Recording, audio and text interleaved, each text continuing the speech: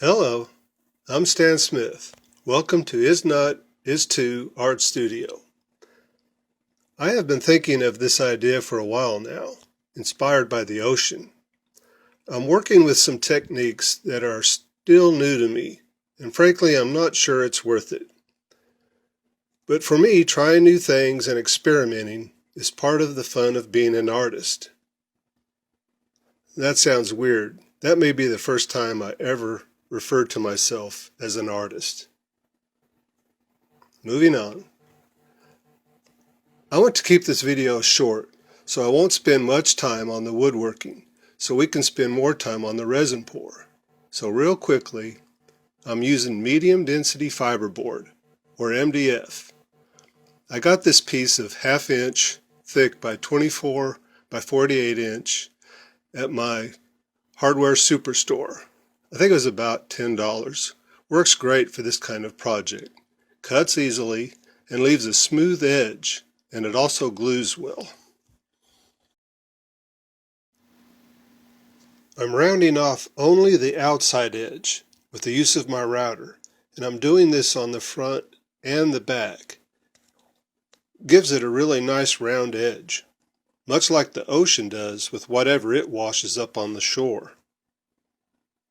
Now for a coat of white latex, being careful to not paint the inside edges where I'm going to glue it back together.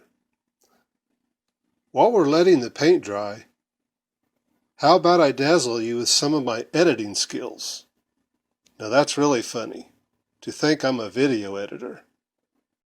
Now I didn't say I was a good one. Okay, that's enough showing off. Let's get back to work. This is the part that makes me question if this is worth it or not. But if nothing else, it makes me think of new possibilities. So in a nutshell, what has happened here is I made a mold using a spare piece of 1/2 inch MDF and the outside pieces from the original cutout to make a mold, and I lined it using aluminum foil, caulking, and tape.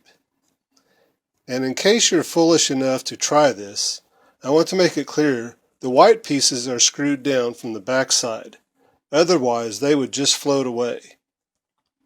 Now that that's clear as mud, let's pour some resin.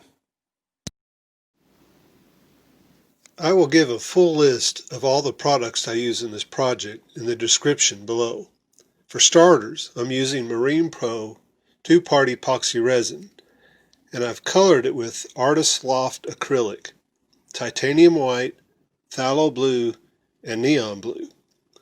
I mixed this in 2 batches. The first batch was 24 ounces by volume. I did the outer and inner ring. Barely had enough. Second batch was approximately 12 ounces. Had a little extra. So at $54 a gallon, that's approximately $15 worth of resin. I like to tell myself that my art hobby pays for itself. So I need to be careful and not keep too good of a record of the cost of my supplies and time invested. Otherwise, I won't be able to sleep at night. So as long as I can sell most of my art, it's all good. Hint, hint. This will probably be on eBay or at an art show near you soon. So here's why all the craziness with making the mold. It's to keep the resin from running all over the place. Yes, that can be neat looking, but I like to try and control it and see what effects I can come up with that otherwise could not be achieved.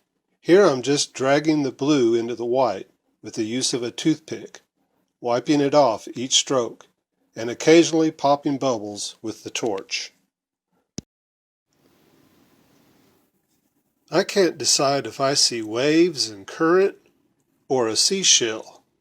Either way, I think ocean is a good name for this piece.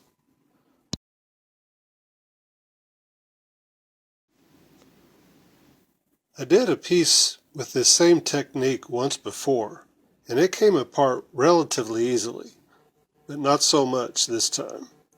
Probably spent about an hour and a half just to get it apart and to clean off all the tape.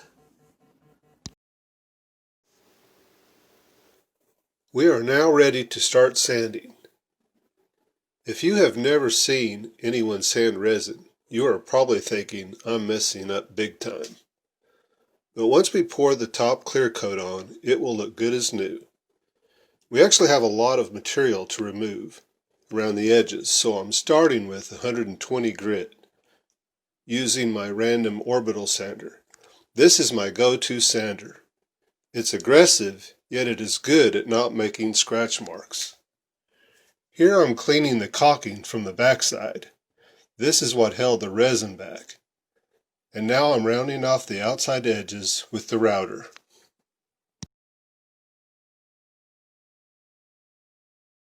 Okay, good old fingers in the glue time.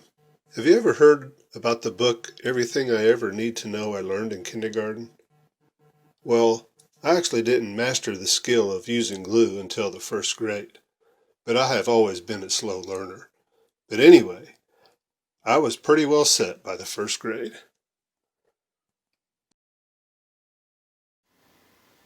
This is really embarrassing. Immediately after bragging about my gluing skills, I make a big mistake. While filling in the gap that was left after gluing the pieces together with the resin that I had colored white, I forgot to lay down some foil to keep it from sticking to the board underneath. And believe me, it stuck good. I did not video what all I went through to get them apart.